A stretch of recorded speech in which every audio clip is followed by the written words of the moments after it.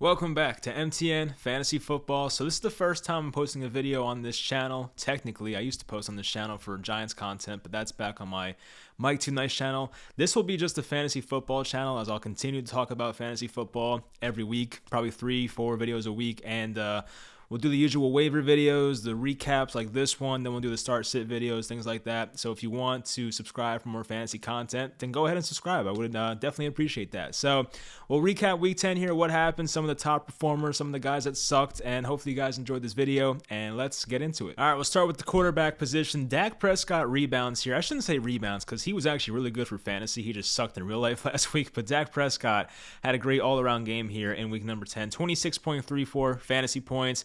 Dak is definitely going to start for you next week. I just saw he plays the Kansas City Chiefs in week 11, so that's a glorious matchup there. Dak in this one had 2 passing touchdowns, had a rushing TD as well. Looks healthy, of course, so that's the good news for Dak Prescott. I did not put him in here because the game is still going on, as you guys can probably see in the reflection up there, but Patrick Mahomes had 24.9, well, didn't have. He right now is 24.98 fantasy points, and we're not even into the fourth quarter yet, so he's off to a great start here. Almost 400 passing yards, 2 passing touchdowns, 31 rush yards. Patrick Mahomes hopefully is back. Next week, he gets the Dallas Cowboys, of course, so that's going to be a good matchup for him as well, as Derek Carr gets intercepted. But yeah, Patrick Mahomes hopefully is back. He's coming off 3 pretty down weeks here, but this is a typical Patrick Mahomes week, and you should be able to start him next week against Dallas. Josh Allen had 21.94 fantasy points. Kind of took him a while to get going in this game, like it sometimes happens for the Bills, how they'll do nothing for like 3 quarters, then have an awesome fourth quarter. Most of their success came in the second half of the third quarter, I feel like, but for the entire day, Josh Allen had 366 passing yards and 2 passing touchdowns, so he had a nice day, of course. Trevor Siemian, a guy who you're probably not going to start most times, but Trevor Siemian had a pretty nice day for the Saints, had that clutch touchdown late for them, could not get the 2-point conversion, of course, but nearly 300 passing yards and 2 passing touchdowns. They're at Philadelphia next week, so I can't recommend to start Trevor Siemian in week 11, but it was nice to see him have a good start here in week 10. Mac Jones against Cleveland almost had 200 passing yards, 198, 3 passing touchdowns, had 19.92 fantasy points on the day. Mac Jones is not who you want to start because there's no rushing upside whatsoever with Mac Jones, which is kind of funny because most young quarterbacks now have rushing upside. But anyway, Mac Jones does get the Atlanta Falcons on Thursday Night Football, which that's a good matchup at Atlanta. I love that, actually. I don't know if I'll recommend him, but it's not a bad matchup at all. Then the week after, they're home against Tennessee, which is also a good matchup for quarterbacks. So, like, if you're in I don't know what type of league you'd be in, like a 14-team league, and Mac Jones is out there, then pick up Mac Jones, and maybe he's a good spot starter for a couple weeks. I don't know. I can't recommend that and feel confident about it, but Mac Jones does have some good matchups coming up here. And Jalen Hurts, after a couple of down-ish weeks, he had an 11-point week followed by a 16-point week last week. Now had 19.42 at Denver, not the easiest matchup, of course. Had 178 passing yards, 2 passing touchdowns, and 53 rushing yards. I feel like Jalen Hurts has not had a rushing touchdown in a while, so that kind of is impacting his overall ceiling, but he was looking good as a passer, I will say that. So Jalen Hurts, we do want rushing touchdowns as fantasy owners, but he was looking all right today, I will say. He plays the Saints next week, which is not the best matchup. Then he gets the Giants and the Jets after that, and then heads into his bye. So the matchups are getting better. And in the fantasy playoffs, he gets Washington, the Giants, and Washington again. So those are great matchups. If you have Jalen Hurts, hang on to him, and hopefully he'll be a league winner possibly with the great matchups in the playoffs. So Patrick Mahomes continues to go stupid in this matchup. He just had a ridiculous touchdown to Darrell Williams, the running back, by the way. Was he across the line of scrimmage? He was not, so it counts. But Darrell Williams made a crazy catch over Jonathan Abram, then did like the whole baby thing, like, your small type thing, celebration. So that was cool. But yeah, Mahomes is, I think he's back. I think the Chiefs are back. I think Mahomes is back. So good news for Chiefs fantasy owners out here. All right, so for wide receivers, Stephon Diggs had a 30-point week, 30.2 fantasy points against the New York Jets. It was funny. There was a moment in this game where Stephon Diggs caught it what looked like a touchdown. They reviewed it, said he was out of bounds.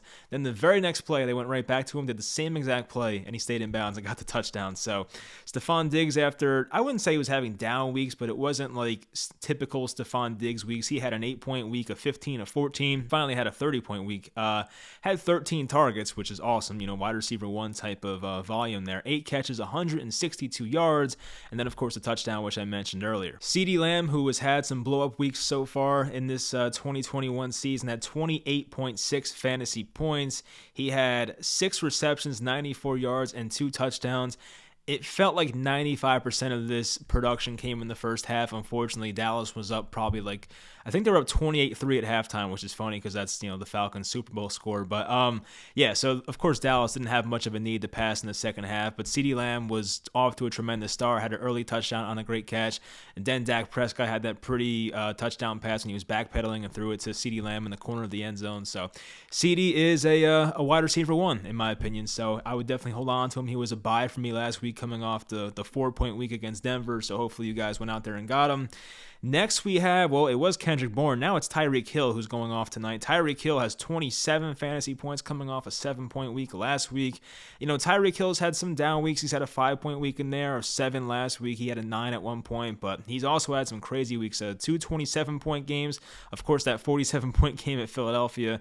Tonight so far, he has 10 targets, 7 catches, 83 yards, and 2 touchdowns. So Tyreek Hill, I think, was also a buy low for me. I love his target share in that offense. So, Travis Kelce, while he's having a good night tonight, just doesn't look like himself. I don't know if there's an injury going on or something, but Travis Kelce has not looked his usual self. I don't know what it is. Anyway, Tyreek Hill was a good buy, and he plays the Dallas Cowboys next week. And I remember that one play Tyreek Hill had against Dallas a couple years ago when Alex Smith was still the quarterback, and they were trying to run out the clock basically before halftime, and Tyreek Hill just zigged and zagged through the entire Dallas defense. If you know what play I'm talking about, it was awesome, but just something that Tyreek Hill can only do. All right, so Kendrick Bourne had a very, very efficient day. 4 targets, 4 receptions, 98 yards, and a touchdown. Had 43 rushing yards. That's interesting. So you can't bank on that every week, but Kendrick Bourne sometimes has these games where he just goes off. This was his highest point total of the year. He's had a 21-point game, of 14 to 15, but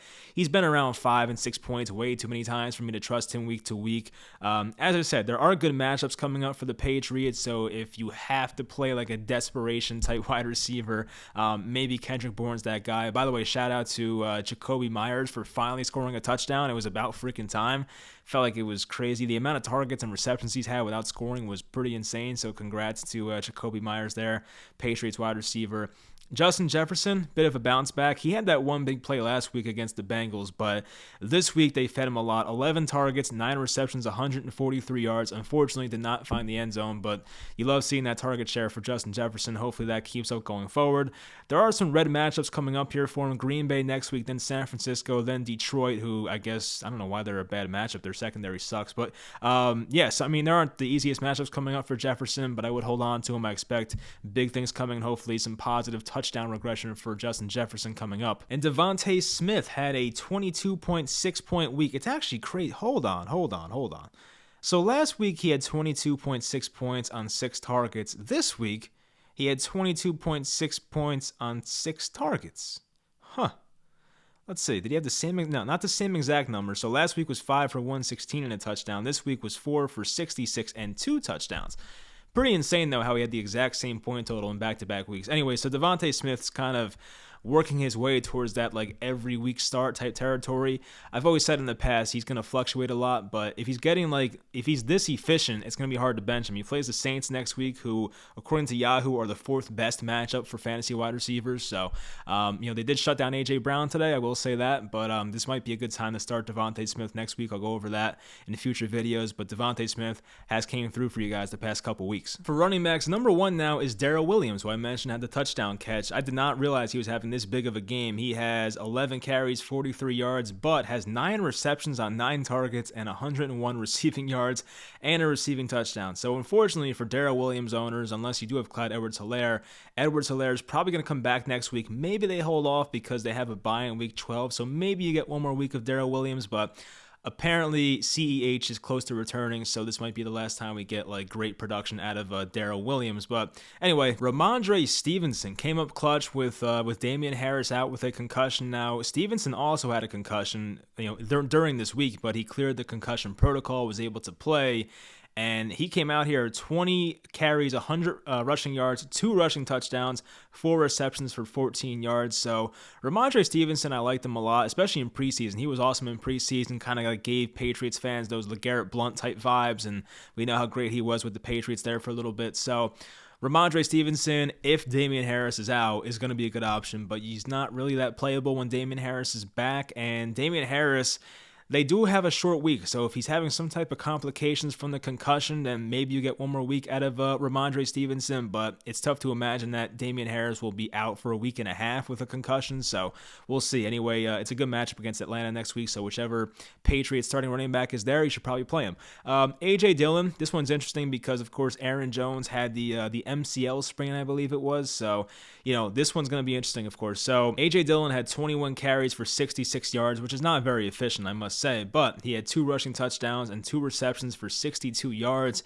I'm assuming in most leagues, A.J. Dillon's going to be owned out there, but if he's not owned in your league and Aaron Jones is out for multiple weeks, which looks like it's going to happen, you better go out there and get A.J. Dillon because he's going to be a stud for fantasy. Now, they play Minnesota next week. They play the Rams in Week 12, then have a bye in Week 13. So if you're an Aaron Jones owner, you do at least benefit from them having a bye, maybe not him wasting a week. Then in Week 14, I think they play Chicago. So I don't know. You might get 2 really awesome games out of A.J. Dillon, but it's still very important to win at this point in the fantasy season, especially if you're fighting for a playoff spot like most teams are. So A.J. Dillon definitely worth getting if he's out there, but I doubt he's out there in most leagues. If you have A.J. Dillon stashed on your bench, then congrats. You might get a starter for a couple weeks. Christian McCaffrey, he was back last week, but now he's all the way back. So last week he had 14 points. This week he had 26 fantasy points in a shocking win for the Panthers against the Arizona Cardinals on the road.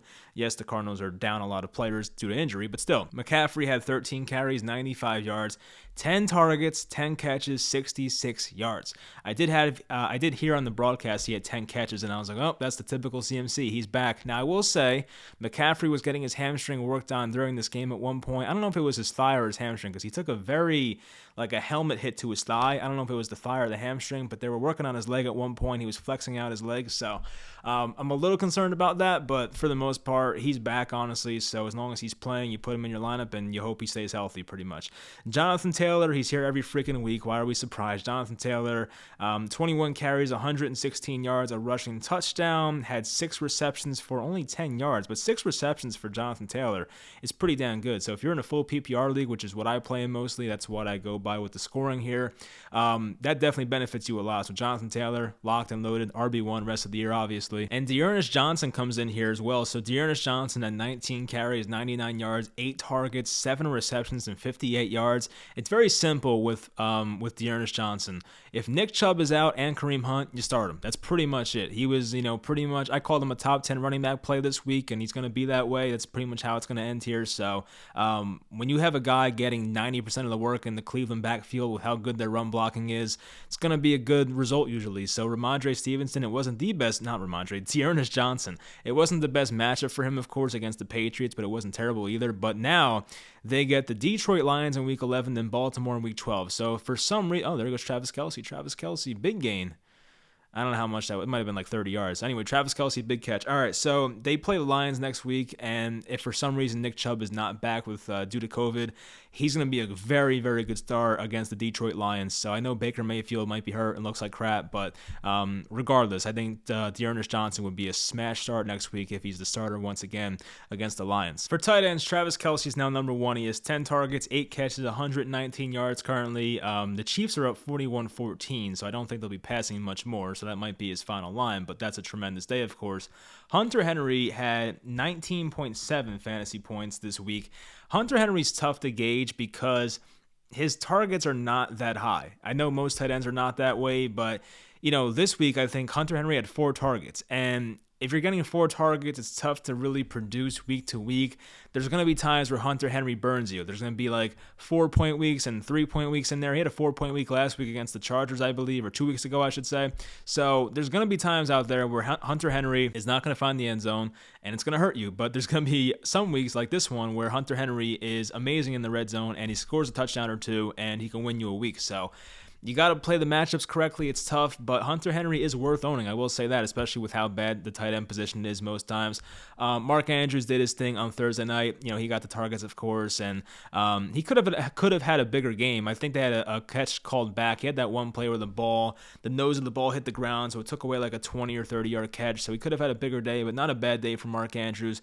Tyler Conklin gets more involved week by week here. He's had a couple of nice weeks in a row, so he's entering that weekly starter territory. He may not be there yet. It depends on the matchup, but Conklin's definitely worth owning, I feel like. And he's a guy who has the ability to have a touchdown and 60, 70 receiving yards in the right matchup, so I would have him on my bench if I could. And Gerald Everett had 8 receptions on 8 targets, so he had 63 yards as well. Not a bad week, honestly, for Gerald Everett. And he was a free agent signing coming over from the Rams, a good receiver, so it's a little interesting, but I think mainly, the Seahawks offense was just bad, weird. I don't expect this Seahawks offense to continue. Of course, Russell Wilson came back and they played in a very cold game at Lambeau. So, I'll keep this in the back of my mind for Gerald Everett, but I'm not going to just start him next week and be completely, base my decision off one game. So let's see if he can replicate this, but it was good to see Gerald Everett have a nice game here.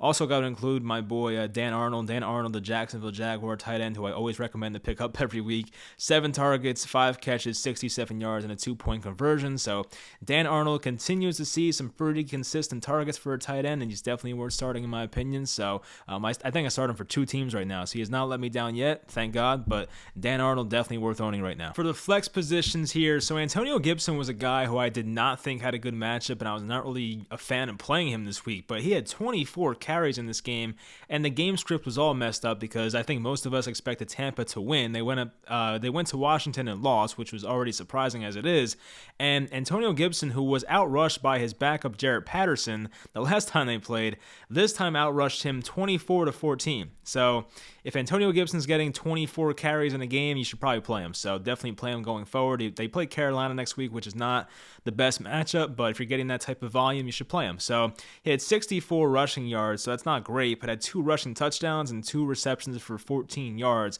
So if he's getting that type of carry amount, then you got to play him, but it's been a weird situation. Knowing Washington, they'll go back to Jarrett Patterson next week. I don't know, but if it's me, I'm probably playing Antonio Gibson and hoping he gets around somewhere in the high teens, early 20s for carries, and hopefully it works out and he finds the end zone, because that's pretty much what propelled his day here. But if you're getting that volume, you can't really bench him. Dalvin Cook had 20.8 fantasy points, and Dalvin Cook is probably the most annoying player to own right now, especially if you watch the games, because Dalvin Cook falls on the 1-yard line at least 3 times a game. It is very, very frustrating as a Dalvin Cook owner. I do have him in a league, and my team is 3-7 in that league, so I'm like, please, I need you to score these touchdowns, Dalvin. But yeah, he fell on the 1-yard line a few times. He did have a rushing touchdown, I believe, in this game, but 24 carries. He had 94 yards, which is not too bad. Had a rushing touchdown. Only 5 targets, 3 receptions, and 24 yards. So it's not the biggest Dalvin Cook game of all time, but it's all right. They play Green Bay next week. That should be a pretty decent matchup for him, so hopefully Dalvin Cook stays healthy going forward. Mark Ingram, who of course saw a big bump with Alvin Kamara out. I think I had Mark Ingram as an ad this week, so hopefully you guys took my advice there. I wouldn't always take my advice, but that one worked out. So 14 carries, 47 yards, a rushing touchdown, but he also had 7 targets, 4 receptions, and 61 yards. So Mark Ingram, if Alvin Kamara is out next week, definitely a start as well. The Saints are at Philadelphia next week, so it's a good matchup for running backs, so definitely put Mark Ingram in your lineup if Alvin Kamara misses more time. Ezekiel Elliott, I feel like honestly looked like crap in this game, I'm not going to lie. He looked slow and just not good. He had for some reason my thing's not loading, I'm sorry. He had 2 rushing touchdowns in this game, 14 carries for 41 yards. He lost a fumble, had a 2-point conversion, also had 3 receptions for 15 yards. But just watching this game, Zeke just looked slow and just stuck in mud and all that, so I was not really too satisfied with watching Zeke, and Derek Carr's going for this crazy pass, and it's knocked away. All right, and for the final guy, James Robinson. I'll admit, I was not a big fan of James Robinson's matchup either, but sometimes these guys come through, and James Robinson through the first half of that game was not looking good whatsoever. He was doing nothing. I think he had like 3 points at halftime, but he had a big second half. On the day, had 12 carries, 57 yards, a rushing touchdown. It was one of those cool touchdowns where I think, he just dove over the line. He also had 5 targets, 4 receptions, and 27 yards. So it wasn't a big day for James Robinson, but the matchup against Indy concerned me. The touchdown pretty much saved his day. But anyway, yeah. So the injuries I'll go over real quick here. Once again, not a doctor, but Aaron Jones sprained MCL. That could be a multi-week injury, of course, and Green Bay has a bye in week, I think 13 it was. So he might miss the next 2 games, I would assume. Then we have Dallas Goedert, who had a concussion on a pretty nasty hit. I think like his legs were taken out and some safety came over and like took out the top half of his body. Bad looking hit. But yeah, so I don't know if he'll be back next week. I mean, we'll see, of course. But Dallas Goedert, I feel like might have had a big game if he stayed healthy, so that's a bit unfortunate there, of course. Cordero Patterson's interesting because he had an ankle injury. He did return in this game for a little bit, was not getting his full workload, but they also play on Thursday night. So he does not have the full week, of course, to recover. So Cordero Patterson may, in fact, not play Thursday. We'll see how that goes, of course. If he does not play, a huge bump for Mike Davis against Dallas. So, I mean, if you have Mike Davis, then you may have a chance to play him next week, surprisingly. So, hold on to him now. But, yeah, we'll see with Cordero Patterson, how he progresses throughout the week. And hopefully he does play if you have him on Thursday. So, here's the guys that really disappointed in Week 10 here. I'm not going to go through every single game here, but just go through some of the guys I am concerned about. So, Tom Brady, not really a big deal. I guess the Giants next week at home should be a bounce back for him. Lamar Jackson, obviously you're not going to bench him. It was an off game on Thursday. We saw that. Carson Wentz was interesting. He had like 6 straight multi-touchdown games, and this week just kind of crapped the bed. It was mostly Jonathan Taylor, so depends on the matchup. I don't know who the Colts play next week. We'll go over that next week. Matt Ryan, we trusted him as a streamer option this week, and then he puts up 115 yards and 2 interceptions, so ugly game from Matt Ryan and the Falcons offense. Justin Herbert looked good in the game. Like when watching him, he looked good. He looked healthy, making all the throws, but he just didn't have a great fantasy day. So I think he plays Pittsburgh next week at home on Sunday Night Football. I'd feel a bit better about that, honestly. So I'd probably roll Herbert one more week and see how it goes, but he's definitely been disappointing. Had a good week last week, but just for the past 5 or 6 games, he's had a lot more down games than great games. Aaron Rodgers, coming off the COVID. A.J. Dillon had both the touchdowns on the ground for the Packers offense. So just the Packers offense was not great in general in this game. I think they'll bounce back, of course, so Rodgers should be okay. Cordero Patterson, of course, I mentioned, was injured. We'll see if he plays Thursday. If he does play Thursday, I'm probably starting him. It's a great matchup. Myles Gaskin got 14 carries in his matchup on Thursday, so good volume. He's more of like a very low-end RB2 for full PPR, more of like a flex RB3 for half PPR or even standard leagues, but he's all right. I would keep him, obviously. Don't drop Myles Gaskin. A.J. Brown had a very off game, only had like 3 fantasy points, I believe. Of course, dealt with Marshawn Lattimore a lot in that game and a lot of double coverage, which is the downside of not having Julio Jones there. So we'll see how much it impacts him going forward. I'm not going to bench A.J. Brown. I forget who they play next. I think they play the Texans next week, so it should be a much easier matchup, and A.J. Brown will be in my lineup next week if I do own A.J. Brown. TJ Hawkinson had 1 target coming off the bye, so that whole game against Pittsburgh was ugly as hell. One of the worst football games I've ever seen, but very odd day for the Lions offense in general. It was mostly DeAndre Swift on the ground. They had a couple backup running backs get touchdowns. That whole game was just messed up. So, you could throw this one to the side and say, okay, he'll bounce back next week. But Hawkinson has had some weeks this year where he's been down. And, 1 target's not really his fault, but we'll see how he plays next week. I probably can't bench him, though. He's one of the better tight ends right now in fantasy. Russell Wilson's concerning. Definitely not an auto start every week just based on the name. Definitely not. More of probably like a high-end quarterback 2 right now. He just did not look right. And, he was throwing the ball deep, which was good to see, but he had some inaccurate passes in this game. So Russell Wilson, definitely not an automatic start.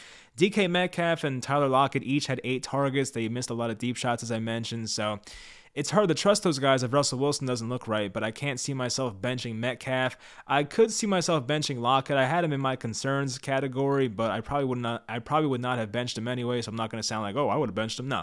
I probably would have played him this week, but luckily I don't have him. So Lockett, though, we'll see who they play next week, because I could see a scenario where if they play a tough defense, I could see myself benching Lockett, but we'll see who they play next week.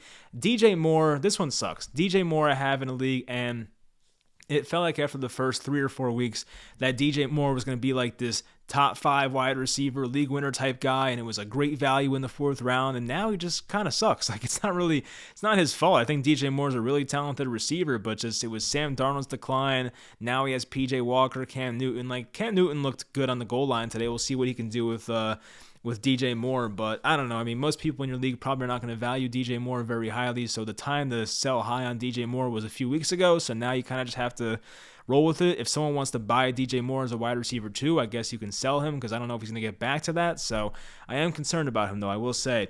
Courtland Sutton is just basically unplayable as long as Jerry Jeudy's in the lineup. I mean, Jerry Jeudy's played for 4 games now this year, and in each of those games, Courtland Sutton has been terrible. He's been like, below 5 points in all those games. So Courtland Sutton is not really playable if Jerry Jeudy's in the lineup. We've seen 4 games of that now. As for the Broncos running backs, Javonte Williams, based on the eye test, looked really good. He had some really nice runs. He had a touchdown taken away because of a holding call, of course. He would have had a nice day if it wasn't for that. But this was a good matchup against a bad Eagles run D, and both guys kind of just came up short of having good games.